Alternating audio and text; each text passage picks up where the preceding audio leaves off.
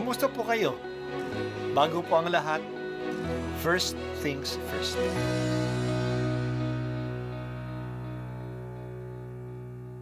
Good morning po. Sinisimulan po natin ngayon ang first things first.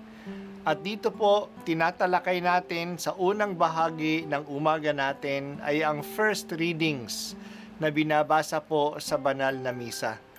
Ito pong tinatalakay natin kasi madalas po kasi marami na tayong alam tungkol sa gospel readings. Pero konti po ang nagsasalita sa first readings. Pero ang first readings, bahagi din po yan ng Biblia, ng banal na kasulatan. Kaya susubaybayan po natin ang mga first readings, basahin po natin at kuminsan kailangan ng basahin ng 2 o 3 beses bago maintindihan kasi hindi po tayo familiar sa mga istorya at sa mga kaisipan na tinatalakay dito. Ang pagbasa mula sa aklat ng pahayag.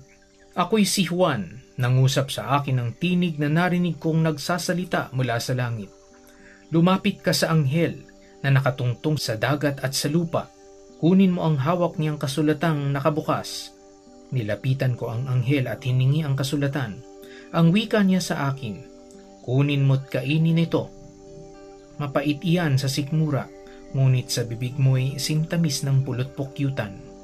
Inabot ko at kinain ng maliit na kasulatan. Matamis ngang tulad ng pulot-pukyutan, ngunit nang malunok ko na'y pumait ang aking sikmura. At sinabi niya sa akin, kailangang ipahayag mong muli ang mga hula tungkol sa iba't ibang mga tao, bansa, wika, at mga hari. Ang salita ng Diyos. Salamat sa Diyos. May 3 sulat si Juan sa New Testament.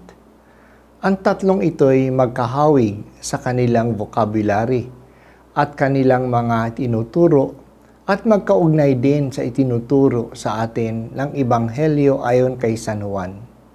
Kaya ayon sa mga scholars, ang 3 liham na ito at ang Gospel ni Juan ay galing sa iisang kamay lamang. Ito ay galing kay Juan, kaya silang lahat ay tinatawag na Johannine writings. Ang Juan na ito ay ang disipulo whom the Lord loves. Maring siya ay ang apostol ni Jesus na kapatid ni Santiago at anak ni Zebedeo, o maari naman na iba siyang Juan. Maiksi lang 2 sulat ni Juan, isang chapter lang ito. Ito'y sinulat sa isang ginang na maaring kumakatawan sa isang leader o isang community sa isang house church sa Efeso. Natutuwa si Juan na ang mga anak ng ginang na ito, ibig sabihin ang mga kasapi sa simbahan na kanyang pinamumunuan, ay nabubuhay ayon sa utos na ibinigay sa kanila ng Diyos. Tapos, pinapaalaala niya sa kanila ang isang utos na hindi naman bago kasi sinabi na niya ito noon.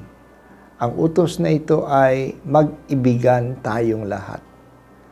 Ang ibig sabihin ng mamuhay sa pag-ibig ay mamuhay sa utos ng Diyos. Hindi ba sinabi din ito ni Jesus sa huling hapunan? Kung iniibig niyo ako, sabi ni Jesus, sundin ninyo ang aking utos.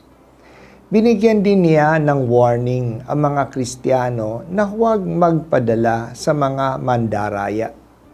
Ang mga ito ay mga tao na nagsasabi na si Jesus daw ay hindi tunay na tao. Ang tawag niya sa mga mandarayang ito ay mga antikristo o mga kontra kay Kristo. Huwag silang magpadala sa mga ito at sa iba pang akala nila na progressive sila kasi hindi sila sumusunod sa dating katuruan at nagdadagdag ng iba pang mga katuruan. Pero kayo, ang sulat ni Juan, ay manatili sa turo ni Jesus at mananahan sa inyo ang Ama at ang Anak. Sa kasaysayan ng simbahan, may 2 katuruan tungkol kay Jesus na mali. Ang iba ay nagsasabi na si Jesus ay hindi tunay na Diyos. At ang iba naman ay nagsasabi na si Jesus ay hindi tunay na tao. Ang tunay na katuruan tungkol kay Jesus ay siya ay tunay na Diyos at tunay na tao. Bilang tunay na Diyos, sinasamba natin siya at nananalig tayo sa Kanya. Bilang tunay na tao, siya ay kaibigan natin at tinutularan natin. Hindi naman natin matutularan ng Diyos, pero ang kapwa-tao ay matutularan natin. Manatili tayo sa wastong katuruang ito, hindi lang sa ating pag-iisip kundi sa ating buhay. Dahil siya ay tunay na Diyos, naniniwala tayo sa Kanyang salita. Na itataya natin ang ating sarili sa Kanyang sinabi. Kasi tunay siya na Diyos at hindi siya nagsasabi ng kasinungalingan. Nagdarasal tayo sa Kanya at sinasamba natin siya. Binibigay natin ang lahat ng papuri sa Kanya at naniniwala tayo na babalik uli siya upang ganapin ang tagumpay niya. Bilang tunay na tao, hindi siya malayo sa atin. Naranasan niya ang lahat ng kalagayan natin bilang tao maliban sa kasalanan, kasi ang kasalanan ay hindi naman bahagi ng ating pagkatao. Madaling magdasal sa Kanya kasi alam niya ang ating kalagayan. Bilang tunay na tao, maaari natin siyang kaibiganin at mahalin. Huwag tayong magpadala sa mga aral na hindi naaayon sa tunay na pagkakilala natin kay Jesus. Salamat, O Jesus, na Ikaw ang tunay naming Diyos. Na itutuloy ninyo kami sa Diyos kasi Ikaw, na itutulay ninyo kami sa Diyos kasi Ikaw ay tunay na Diyos at tunay na tao. Bilang tulay sa tao, ipinamamagitan mo kami sa Diyos. Ipinagdarasal mo kami sa Ama. Bilang tulay sa Diyos, dinadala mo kami sa Diyos Ama at pinaaabot mo sa amin ang Kanyang kalooban. Talaga nga, Jesus, na hindi kami makapupunta sa Ama kundi sa pamamagitan mo.